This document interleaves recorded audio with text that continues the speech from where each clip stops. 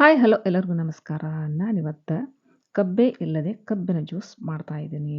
ದೇಹಕ್ಕೆ ತಂಪಾದಂತಹ ಬೇಸಿಗೆಯಲ್ಲಿ ತಂಪು ಕೊಡುವಂತಹ ಈ ತಂಪಾದ ಪಾನೀಯವನ್ನು ನಾನು ಮಾಡ್ತಾ ಇದ್ದೀನಿ. ಈ ತಂಪಾದ ಪಾನೀಯವನ್ನು ಮಾಡಲಿಕ್ಕೆ ಏನೇನು ಹಾಕ್ತಿದ್ದೀನಿ ನೋಡೋಣ ಬನ್ನಿರಿ. ಈಗ ನೋಡ್ರಿ, ನಾನು ಪುದೀನ ಸೊಪ್ಪು, ಅರ್ಧ ಹೋಳು ಲಿಂಬೆಹಣ್ಣು, ಬೆಲ್ಲ, ಒಂದು ಸ್ವಲ್ಪ ಉಪ್ಪು ಮತ್ತು ಶುಂಠಿಯನ್ನು ತೊಗೊಂಡಿದ್ದೀನಿ. ಈಗ ನೋಡಿ, ಮಿಕ್ಸಿ ಜಾರಿಗೆ ಒಂದೊಂದಾಗಿ ಹಾಕ್ಕೊಂಡು ಬರೋಣ. ಈಗ ನಾನು ಮೊದಲಿಗೆ ಒಂದು ಚಿಕ್ಕ ಬಟ್ಲಷ್ಟು ಬೆಲ್ಲವನ್ನು ಹಾಕ್ತಾ ಇದ್ದೀನಿ. ಬೆಲ್ಲ ಹಾಕಿದರೆ ಟೇಸ್ಟ್ ಆಗುತ್ತೆ ನೋಡಿರಿ, ಕಬ್ಬಿನ ಹಾಲಿನ ರುಚಿ ಸೇಮ್ ಆಗುತ್ತೆ.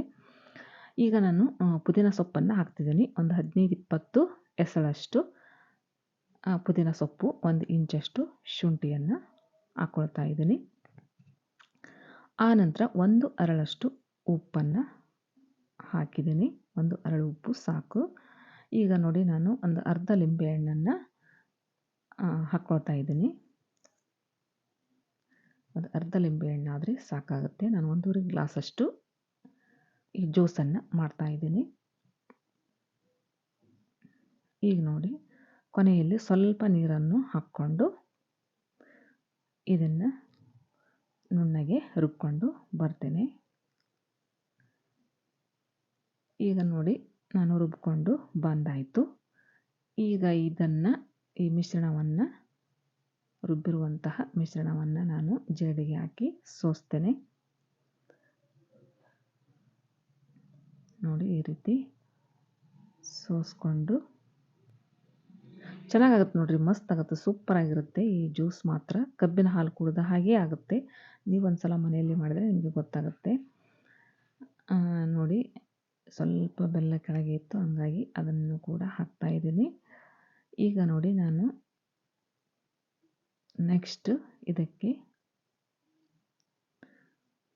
ಐಸ್ ಕ್ಯೂಬನ್ನು ಸೇರಿಸೋಣ. ತಂಪಾಗಿರಬೇಕಲ್ಲ, ಕೋಲ್ಡ್ ಆಗಿರಬೇಕು, ಹಂಗಾಗಿ ಜ್ಯೂಸು.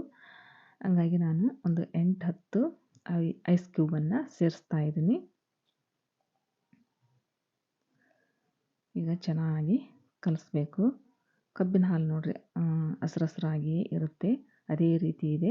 ಪುದೀನನೂ ಆರೋಗ್ಯಕ್ಕೆ ಒಳ್ಳೆಯದು, ಹಾಗಾಗಿ ಜ್ಯೂಸು ಮಸ್ತಾಗಿರುತ್ತೆ. ಈಗ ಇನ್ನೊಂದು ಸ್ವಲ್ಪ ನಾನು ಇದಕ್ಕೆ ನೀರನ್ನು ಸೇರಿಸ್ತಾ ಇದ್ದೀನಿ. ಚೆನ್ನಾಗಿ ಮಿಕ್ಸ್ ಮಾಡಿಕೊಂಡು ಒಂದು ಗ್ಲಾಸ್ಗೆ ಸರ್ವ್ ಮಾಡೋಣ.